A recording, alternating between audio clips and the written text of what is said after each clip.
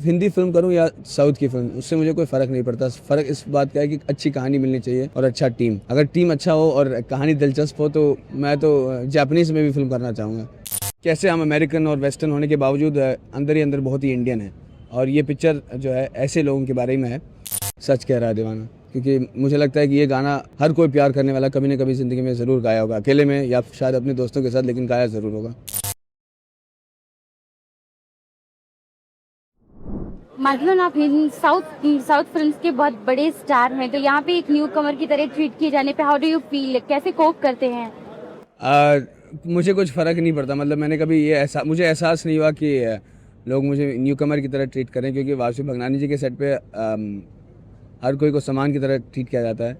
और सबसे बड़ी बात तो ये है कि मैं फ़िल्म करने से दिलचस्पी रखता हूँ, तो फ़िल्म की शूटिंग के दौरान मुझे और किसी चीज़ का एहसास नहीं होता, तो मुझे ये नहीं पता कि वो लोग मुझे किस तरह ट्रीट कर रहे हैं। लेकिन मैं बहुत खुश था फ़िल्म की शूटिंग के दौरान, मैं बहुत खुश था, अपने आप को बहुत सेटिस्फाइड महसूस करता था, और ये मेरे लिए बहुत ज़रूरी है। फिल्म के बारे में कुछ बताइए। देखिए, ये फ़िल्म आजकल के यंग कॉलेज स्टूडेंट्स और उसके बाद के जो ज़िंदगी है उनके बारे में है। जैसे आपने हाल ही में ये बजाज का ऐड देखा होगा, कि कैसे हम अमेरिकन और वेस्टर्न होने के बावजूद अंदर ही अंदर बहुत ही इंडियन है, और ये पिक्चर जो है ऐसे लोगों के बारे में है। और इसका वन लाइनर ये है कि मतलब जब आप किसी से सख्त नफ़रत करते हो, उनके एक लफ्ज़ से या उनके एक कार्रवाई से आप वो उस नफ़रत को आप प्यार में और रिस्पेक्ट में बदल सकते हैं। और ठीक इसी तरह जब आप किसी से आप बेहद प्यार करते हो, तो उस प्यार को नफ़रत में बदलने में एक एक पल लगता है। तो ये कहानी बस उसी चीज़ पे निर्भर है।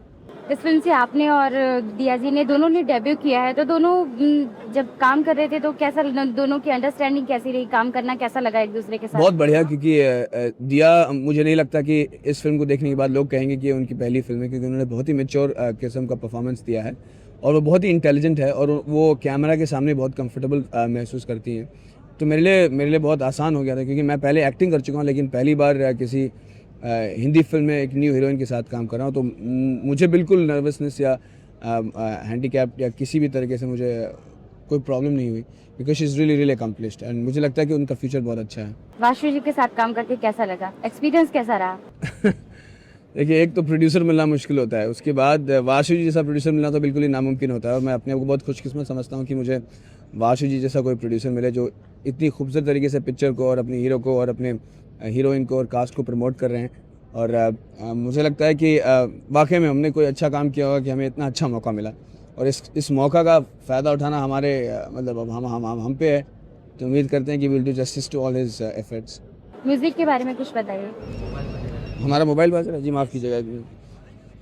इस फिल्म के म्यूज़िक डायरेक्टर हैं मिस्टर हैरिस जयराज, जिन्होंने फिल्म की म्यूज़िक तमिल में भी किया था। मुझे लगता है कि वो बहुत ही एक्सेप्शनल म्यूज़िक डायरेक्टर हैं, और हम इस पिक्चर के बाद देखेंगे कि हम very proud of Harris in the south.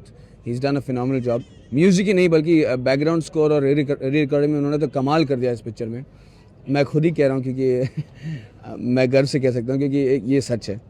और मुझे नहीं पता कि मैंने कैसे परफॉर्म किया या बाकी कैसे पिक्चरें एक्सेप्ट होंगी, मुझे यकीन, लेकिन इस बात का यकीन है कि फ़िल्म फिनोमिनल है इन टर्म्स ऑफ म्यूज़िक।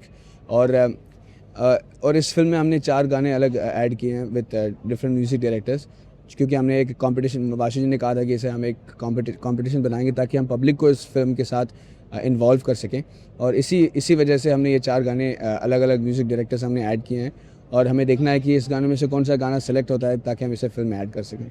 लेकिन फ़िलहाल हमारे लिए बहुत परेशानी और तकलीफ़ वाली बात हो गई, क्योंकि सारे गाने बहुत ही पॉपुलर हो गए और सबके वोट्स मतलब मिलते जुलते हैं। तो देखते हैं आखिर में कौन सा गाना आता है। आपका फेवरेट सॉन्ग कौन सा है? सच कह रहा है दीवाना, क्योंकि मुझे लगता है कि ये गाना हर कोई प्यार करने वाला कभी न कभी ज़िंदगी में ज़रूर गाया होगा, अकेले में या शायद अपने दोस्तों के साथ, लेकिन गाया ज़रूर होगा। मतलब साउथ की फिल्मों की तरफ आप वापस जाना चाहेंगे फिर से? देखिए, मैंने कभी साउथ की फ़िल्में छोड़ी नहीं हैं, तो वापस जाने का तो सवाल ही नहीं पैदा होता है। कर रहे हैं? हाँ जी, बिल्कुल कर रहा हूँ। हिंदी फ़िल्म करूँ या साउथ की फ़िल्म, उससे मुझे कोई फ़र्क नहीं पड़ता। फ़र्क इस बात का है कि अच्छी कहानी मिलनी चाहिए और अच्छा टीम। अगर टीम अच्छा हो और कहानी दिलचस्प हो, तो मैं तो जापानीज़ में भी फ़िल्म करना चाहूँगा। साउथ और हिंदी की तो बात दूर है। Thank you very much. बहुत बहुत धन्यवाद। Thank you.